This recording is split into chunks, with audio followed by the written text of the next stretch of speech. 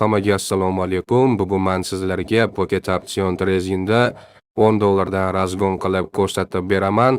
Ko'rib turganingizdek balansimda $10 pul mavjud. Realniy hisob hammasi ko'rinib turibdi.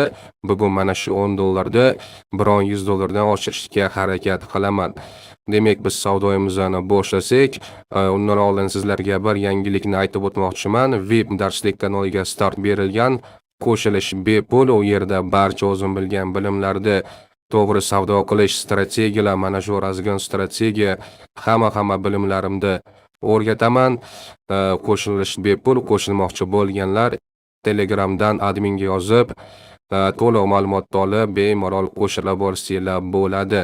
Har doimgidek men o'zim yaxshi ko'rgan va juda ham ko'p ishlatadigan razgon strategiyam bo'yicha razgon qilamiz, savdo qilamiz. Savdoyimizni boshlasak, har doimgidek men o'zim yaxshi ko'rgan razgon strategiya bo'yicha ishlaymiz. Mana bu switch o'ta g'alati harakat qilyapti. Shu sabab ehtiyotkorlik bilan ishlashimiz kerak. Uspet qilmay qoldik. Kechirib ochib qo'ydik bitimda. Va juda ham yaxshi foyda bo'lib berdi. Balansimiz $19 bo'ldi. Internetim qotib qo'yapti. Shuning uchun ehtiyot bo'lib ishlashimiz kerak. Yana $10 ga bitam ochamiz, shoshmay turamiz. Bu switchni tinchgina o'tkazib yuborganimiz yaxshi, chunki internetim ham yaxshi ishlamayapti mana. Ko'rganingizdek yana qotib qo'yapti. Bilmaydim nimaga bunday bo'lyapti. Yangi switch ochildi. Shu yerdan bitta tevaga ushlaymiz. Tevani yopib berish kerak. Yopib beradi. Juda ham yaxshi bitim foyda yopildi. Bizning balansimiz $28 bo'ldi. Uje riskimizni hozircha $15 qilib tursak, chunki to'liq risk qilmaymiz. Naboda minus bo'lib qolsa, yana olib chiqishimizga to'g'ri keladi. Narximizni kuzatsak, uspet qilmadik bu tevaga ushlagani, shu yerdan tevaga ochamiz. Mana shu xato qildimmi deyman? Yo'q. Biz xato qilmaymiz. Bozor to'g'rilab ketdi, yaxshi. Lekin o'ta xavfli bo'lyapti. Ko'rib turganingizdek oxirida ilib qo'yapti. Bozor ilib qo'yganligi sabab foyda qilyapmiz, lekin unaqa ideal ishlolmayapman. Nimagadir bugun menimcha bozor yomon yoki bilmadim, xullas riskni $20 qilsak, yangi switchdan ishlaymiz. Bitta tevaga ochamiz, qizilga aylanib ketmaydi deb o'ylayman. Juda ham yaxshi va bizning bitam foydada yopildi. Mana shunaqa harakatlar bo'lsa, juda ham xursand bo'laman. Boyaginaqa ilib qolsa ham to'g'ri bitim foydada yopilyapti, lekin qandaydir meni o'zimga man neto bitim ochdimki, u bitim uverni foydada yopilmadi. Ilib qoldi degan o'y baribir bo'ladi. Shu sabab shunaqa chiroyli yurib bersa, juda ham xursand bo'laman. $40 risk qilamiz, bitta tevaga ushlaymiz, ideal joydan ushladik. Ideal joy bo'lgandan keyin yurish kerak edi, yurib bermadi, afsuski. Mana shunaqa narsalar ham bo'lib turadi. 20 qilsak, full risk qilsak, endi bu switchni o'tkazamiz, chunki uje xohlamayapman biz uchida ishlashni. Yangi switch ochiladi, yangi switchdan ishlaymiz. Kutadigan bo'lsak, qani yaxshi vaziyatni kutib bitta ushlaymiz.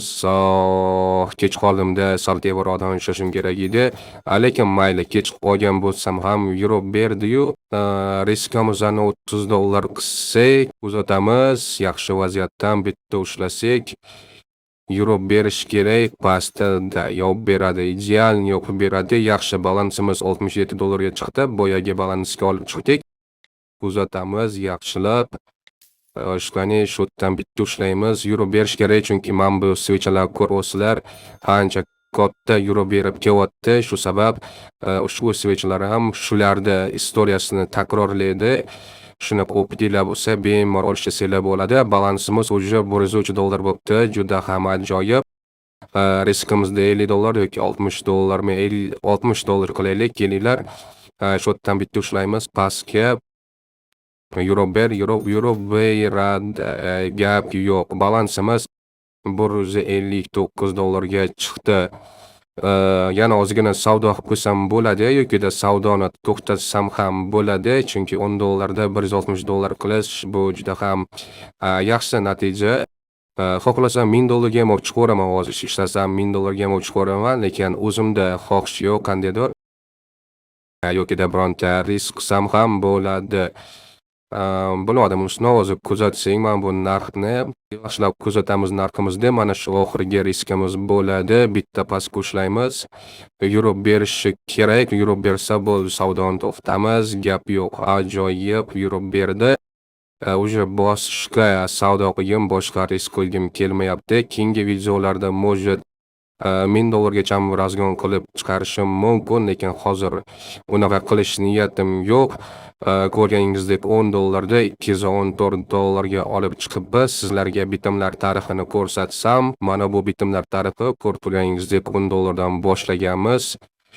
Shunaq qilib ishlab balansimizda $214 ga olib kelibmiz. Mana bu bitta minus bo'lib qoldi, lekin uni qoplab chiqib ketdik. Ana endi profilimizni ustiga bosamiz, hamda finansdan vivod sredstvoga o'tamiz. Shu vivod sredstvo bo'limidan pulimizni biz USDT tarasi 20 gachamiz, chunki eng yaxshi uslubi bu kriptovalyutaga pul yechish, juda ham tez va muammolarsiz pullar yechiladi. Bizda $210.35 pulimiz bor ekan.